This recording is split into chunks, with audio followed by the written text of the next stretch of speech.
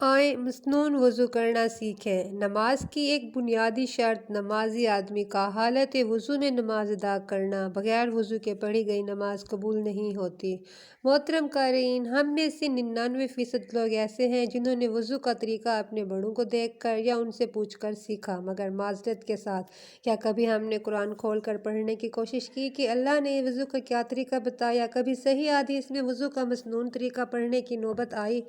آج کی اس ویڈیو میں ہم قرآن پاک اور صحیح حدیث کی روشنی میں وضو کا طریقہ سیکھیں گے۔ آپ سے گزارش ہے کہ ویڈیو کو آخر تک دیکھیں، اپنی اور اپنے پیاروں کی اصلاح کریں، صدقہ جاریہ کی غرض سے ویڈیو کو شیئر کرنا نہ بھولیں۔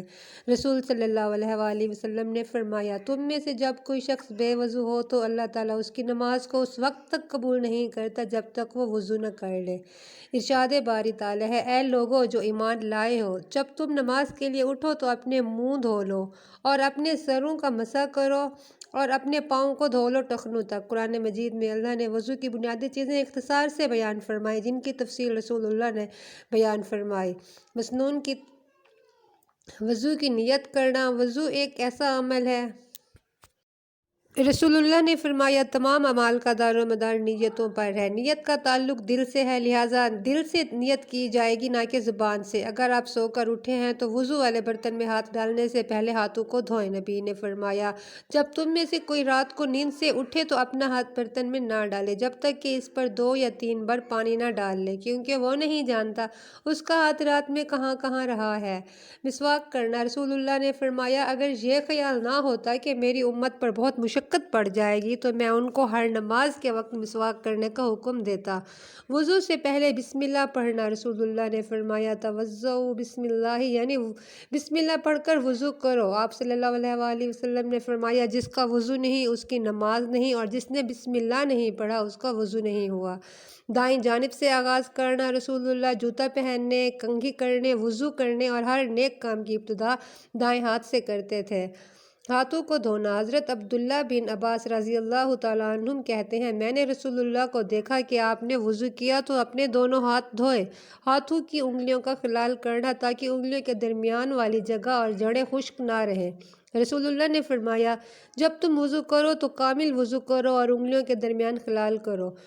بلا شبہ نماز پڑھنے والی خواتین کے لیے نیل پالش لگانا جائز نہیں ہے، اس لیے کہ یہ وضو کرتے وقت پانی ناخن تک نہیں پہنچنے دیتی، لہٰذا اس سے اجتناب ضروری ہے۔ کلی کرنا۔ ناک صاف کرنا۔ کلی 2 طرح سے جائز ہے، ایک ہی چلو پانی لے کر آدھا منہ میں پانی ڈال کر کلی کرنا اور آدھا ناک میں ڈال کر صاف کرنا۔ عبداللہ بن زید کہتے ہیں کہ میں نے رسول کو دیکھا، آپ نے ایک ہی چلو سے کلی کی اور ناک میں پانی ڈالا۔ کلی کرنے اور ناک صاف کرنے کے لیے الگ الگ۔ شقیق بن سلمہ کہتے ہیں، میں نے علی اور عثمان رضی اللہ تعالیٰ عنہما کو دیکھا، انہوں نے اعضائے وضو کو 3 دفعہ دھویا، پھر فرمایا کہ نبی صلی اللہ علیہ وآلہ وسلم اسی طرح وضو کرتے تھے۔ ان دونوں کی کلی علیحدہ کی تھی اور ناک میں علیحدہ پانی ڈالا تھا۔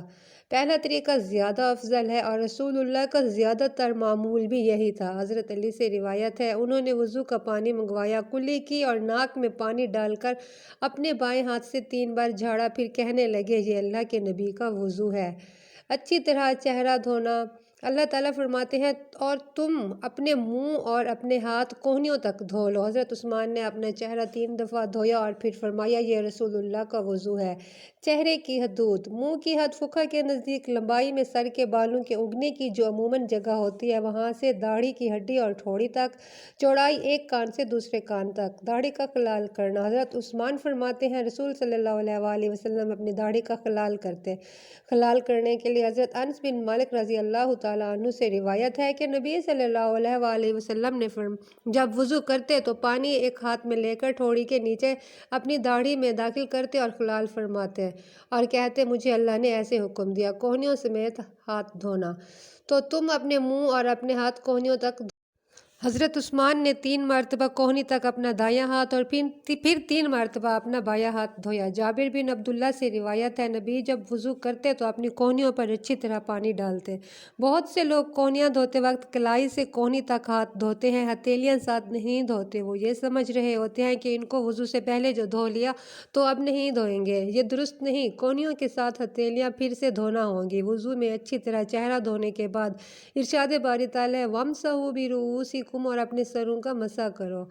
مسح کے لیے نیا پانی لینا حضرت عبداللہ بن زید کہتے ہیں کہ انہوں نے نبی صلی اللہ علیہ وسلم کو دیکھا، آپ نے وضو کیا اور اپنے دونوں ہاتھوں کے بچے ہوئے پانی کے علاوہ نئے پانی سے سر کا مسح کیا۔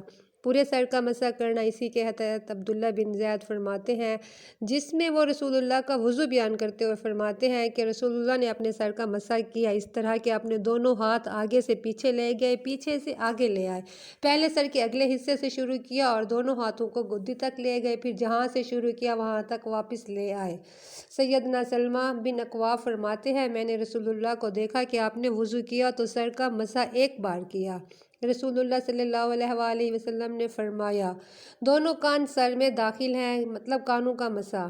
حضرت سیدنا عبداللہ بن عباس سے روایت ہے، رسول نے وضو کے بارے میں فرمایا، کانوں کا مسح کیا، ان کے اندرونی طرف مسح کیا، شہادت کی انگلیوں سے اور انگوٹھے سے کانوں کے باہر کی طرف۔ کانوں کے مسح کے لیے سر کے مسح والا پانی ہی کافی ہے، الگ سے پانی لینا ضروری نہیں۔ گردن کا مسح کرنا، بعض لوگ سر اور کانوں کے مسح کے بعد گردن پر الٹے ہاتھ سے مسح کرتے ہیں، جو کسی بھی صحیح روایت سے ثابت نہیں۔ ابن تیمیہ فرماتے ہیں، نبی نے وضو میں گردن کے مسح کے متعلق کوئی صحیح حدیث نہیں بیان کی۔ یہی وجہ ہے کہ جن حدیث میں وضو کا بیان ہے، آپ صلی اللہ علیہ وسلم کے گردن کے مسح کا کوئی بیان نہیں۔ نبی صلی اللہ علیہ وآلہ وسلم سے گردن کا مسح کسی بھی صحیح روایت سے ثابت نہیں، لہٰذا ایسی بدعات سے بچنا چاہیے۔ سر کا مسح کرنے کے بعد ارشاد باری تعالیٰ ہے کہ اور تم اپنے پاؤں ٹخنوں تک دھو لو۔ حضرت عثمان نے اپنا دایاں پاؤں 3 مرتبہ دھویا، اس کے بعد بایاں پاؤں 3 مرتبہ دھو کر فرمایا، یہ رسول اللہ کا وضو ہے۔ پاؤں کی انگلیوں کا خلال کرنا، جب آپ وضو کرتے تو اپنے ہاتھ کی چھانگلی سے اپنے پاؤں کی انگلیوں کا خلال کرتے۔ وضو کے بعد کی دعائیں، آپ نے فرمایا، جو شخص وضو کرنے کے بعد یہ دعا اشہد ان لا الہ الا اللہ وان محمدًا عبدہ ورسولہ، میں گواہی دیتا ہوں اللہ کے سوا کوئی معبود برحق نہیں اور بے شک محمد اس کے بندے اور رسول ہیں، پڑھ لیتا ہے تو اس کے لیے جنت کے 8 دروازے کھول دیے جاتے ہیں، وہ جس سے چاہے داخل ہو۔ بعض حدیث میں کلمہ شہادت کے بعد یہ کلمات پڑھنے کا بھی ذکر ہے، اللہم اجعلنی من التوابین واجعلنی من المتطہرین۔ وضو کے بعد دعا پڑھتے ہوئے آسمان کی طرف منہ کرنا اور انگلی سے اشارہ کرنا کسی بھی صحیح حدیث سے ثابت نہیں۔ بعض صوفیہ لوگوں نے وضو کے آزاد ہونے پر دعائیں بنائی ہیں جن کا کتاب و سنت سے کوئی تعلق نہیں، لہٰذا ان سے اجتناب ضروری ہے۔ ایک وضو سے کئی نمازیں ادا کرنا، نبی نے فتح مکہ کے دن کئی نمازیں ایک وضو سے پڑھیں اور اپنے موضوع پر مسح فرمایا۔ حضرت عمر نے آپ سے پوچھا، آپ نے آج سے پہلے ایسا نہیں کیا؟ آپ نے کہا کہ عمر، میں نے جان بوجھ کر یہ کام کیا ہے تاکہ لوگ یہ نہ سمجھیں کہ ایک وضو سے متعدد نمازیں نہیں پڑھی جا سکتی۔ وضو میں کوتاہی برتنے کا انجام، سیدنا انس سے روایت ہے، ایک شخص حضور کی خدمت میں آیا، وہ وضو کر چکا تھا مگر اس نے اپنے پاؤں پر ناخن بھر جگہ خشک چھوڑی تھی۔ آپ نے فرمایا، واپس جاؤ اور اچھی طرح سے وضو کرو۔ حضرت ابو ہریرہ سے روایت ہے، کچھ لوگوں کو وضو کے برتن سے وضو کرتے دیکھا تو کہا، وضو اچھی طرح سے کیا کرو۔ میں نے محمد سے سنا ہے، آپ فرما رہے تھے، وضو اچھی طرح سے کیا کرو تاکہ اس سے ملنے والی خیر و برکات و فضیلت حاصل ہو سکے۔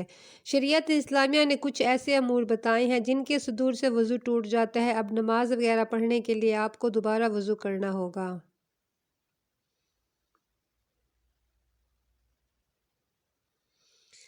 ارشاد باری تعالیٰ ہے، یا کوئی تم میں سے بیت الخلاء سے ہو کر آئے۔ حضرت ابو ہریرہ کہتے ہیں کہ رسول اللہ نے فرمایا، وضو واجب نہیں جب تک آواز نہ ہو یا بو نہ آئے۔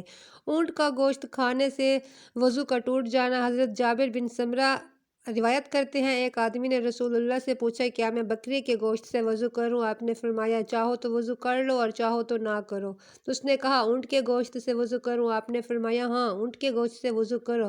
اس نے کہا، کیا بکریوں کے باڑے میں نماز پڑھ لوں؟ آپ نے فرمایا، ہاں۔ اس نے کہا، اونٹوں کے بیٹھنے کی جگہ پر نماز پڑھ لوں؟ آپ نے فرمایا، نہیں۔ اس میں حکمت یہ ہے، ابن تیمیہ کہتے ہیں کہ روایات میں آیا ہے کہ ہر اونٹ کی کوہان پر ایک شیطان ہوتا ہے۔ اونٹ جنوں میں سے پیدا ہوئے ہیں، انہی سے پیدا کیے گئے ہیں، لہٰذا ان میں قوت شیطانیہ ہوتی ہے اور کھانے والے کی مشابہت کھانے کے ساتھ ہوگی، اس لیے جب کوئی شخص اونٹ کا گوشت کھائے گا تو اس میں از خود قوت شیطانیہ پیدا ہوگی، اور شیطان کی تخلیق آگ کے ذریعے ہوئی، آگ کو پانی کے ذریعے سے بجھایا جاتا ہے۔ حدیث مذکور میں اس کیفیت کا ترجمان ہے کہ جب بندہ اونٹ کا گوشت کھا کر بعد میں وضو کرے گا تو اس کے وضو میں وہ چیز شامل ہوگی جو اسے شیطانی قوت کو بجھانے میں مدد دے گی، ایسی صورت میں یہ فساد انگیز چیز زائل ہو جائے گی۔